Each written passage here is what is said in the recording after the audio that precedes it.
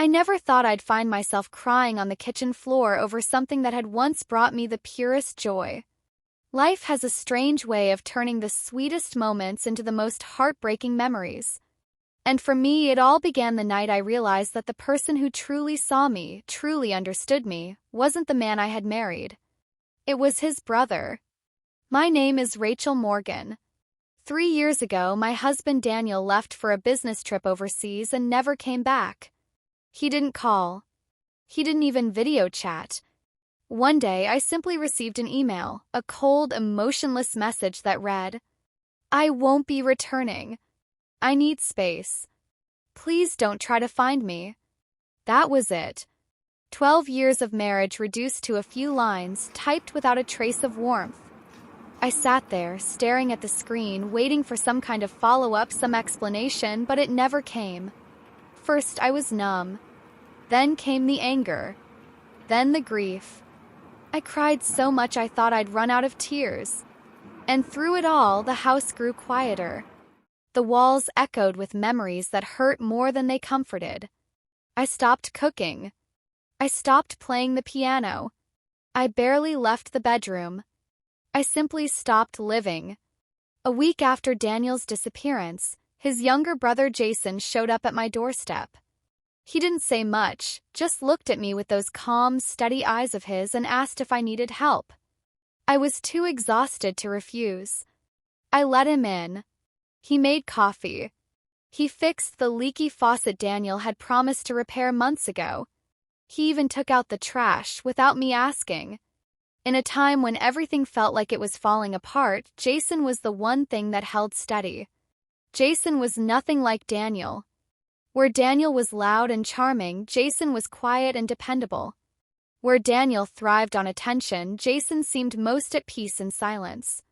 Over the next few weeks, Jason came by every day.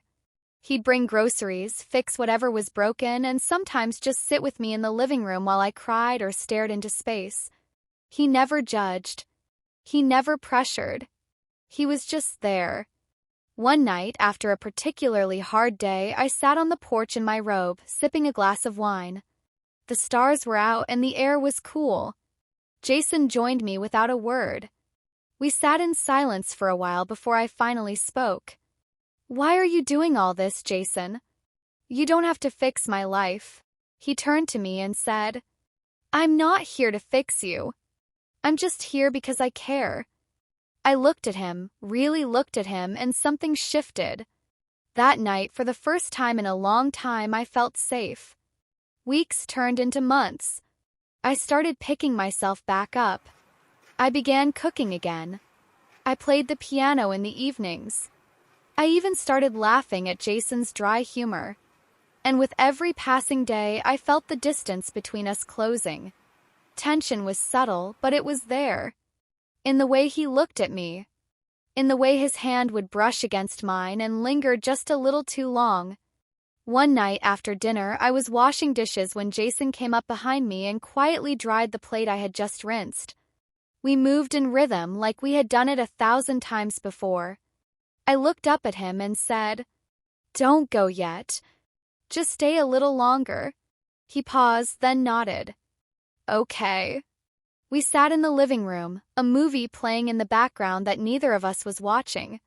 My head rested on his shoulder.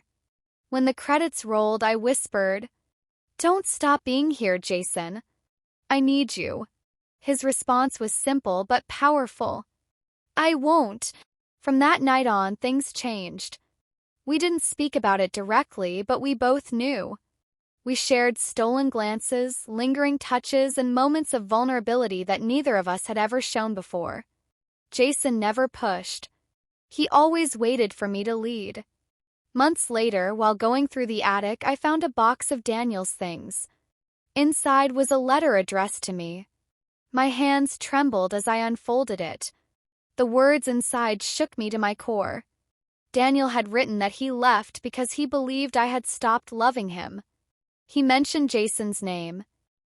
He wrote that he had seen the way Jason looked at me, even during our wedding, and he couldn't live with the idea that I might love someone else more than him.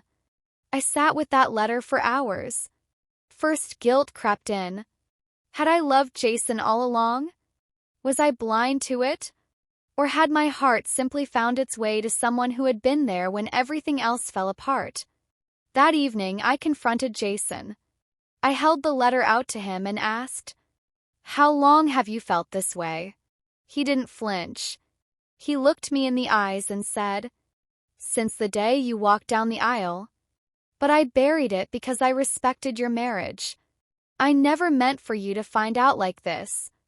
But when Daniel left and I saw how broken you were, I couldn't stay away. I didn't come to replace him. I came because I couldn't bear to see you alone." I nodded slowly. "I begged you not to stop, and you didn't." We stood in silence for a moment before I stepped closer and wrapped my arms around him. He held me like I was something precious, something worth waiting for. 3 years have passed since that night. Jason never stopped showing up. He never stopped caring. He never stopped loving me in the quiet, steadfast way that only he could. We built something new together.